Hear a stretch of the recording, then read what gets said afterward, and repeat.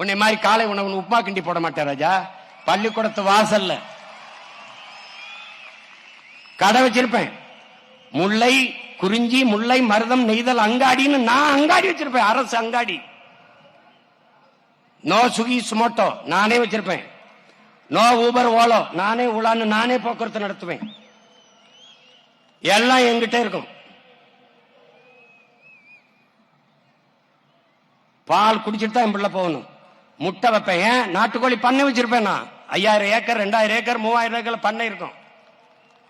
உனக்கு வெக்கமா இருக்க நீ போ, நான் மேய்ச்சிக்கிருவேன்.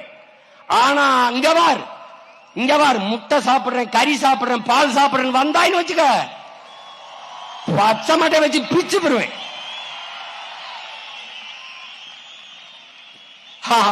அது என்ன படிக்கிறவன் செய்யற வேலையா? அப்ப படிக்கிறவன் சாப்பிடக்கூடாதுல்ல, பச்சிக்க கூடாதுல்ல.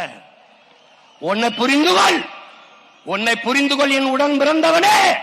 நீ சாப்ட்வேர் இண்டஸ்ட்ரியில் வேலை செய்யலாம், சாப்பிட்டு போய் தான் வேலை செய்யணும்.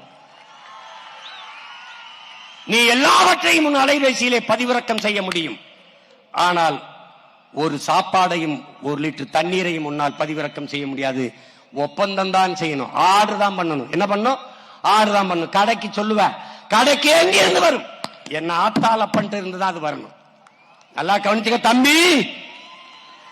நீ விண்வெளிக்கு விண்கலனை ஏவலாம், விஞ்ஞானிக்கு சாப்பாடு என் விவசாயி தான் கொடுக்கணும். சந்திர மண்டலத்துக்கு சந்திராயனை ஏவலாம், அந்த சயின்டிஸ்டுக்கு சாப்பாடு என் சம்சாரி தான் கொடுக்கணும். அண்டர்ஸ்டாண்ட்? புரியுதா? புரிஞ்சுக்க தம்பி, புரிஞ்சுக்க. எல்லாரும் மனிதர்கள் செய்கிற தொழிலை செய்கிறார்கள். வேளாண் குடிமகன் விவசாயி மட்டும்தான் தெய்வத்தின் தொழிலை செய்கிறான்.